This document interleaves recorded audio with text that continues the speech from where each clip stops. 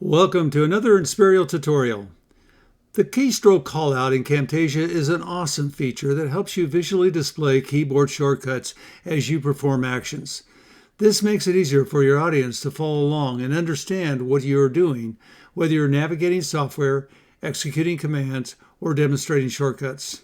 For example, if I press Ctrl-Z, the annotation instantly appears on the screen, reinforcing the action. It's a great tool for tutorial creators, software trainers, or anyone who wants to make their videos more user-friendly.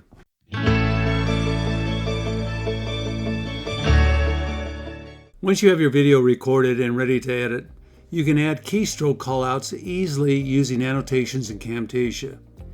Go to the Annotations tab, click on it, and we're now where we have callouts, arrows, shapes, blur, highlight, sketch motion, and the last one is keystroke callouts, and that's what we're going to be talking about. We have an example of 4 that we can select. One we're going to do is the first one. Drag the first one down to our timeline. We'll talk about the other 4 later, or other 3 later. And now we see we have Control-A. We'll move it down so it's easy to see.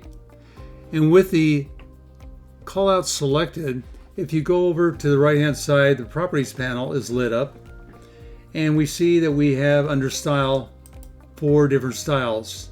Yes, the same styles we had over here on the other side. So we have the traditional one, which we're looking at right now, which is the buttons. Come back over, we can go to the second one, which is gray. Next one is clear. And the last one is outline to the traditional. How do we change the text that's in here? Quite simply, we go under keys. Once that's selected, any keystroke that we do or a combination will appear. For example, I can do Control-Z, or I can do something complicated like Control-Alt-Shift-T.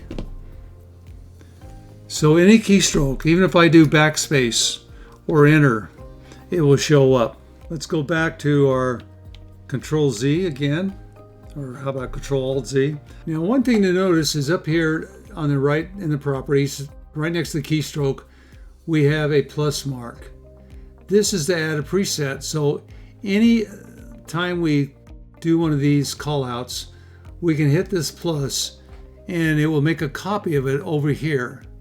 So now if I bring this down, we can see that I now have a copy, and we're going to move this back a little, and we can also go into this while it's open again, and I can change it to Control-Z, and now it'll change it. So once we're on the callout itself, we can go back and change it to what we want.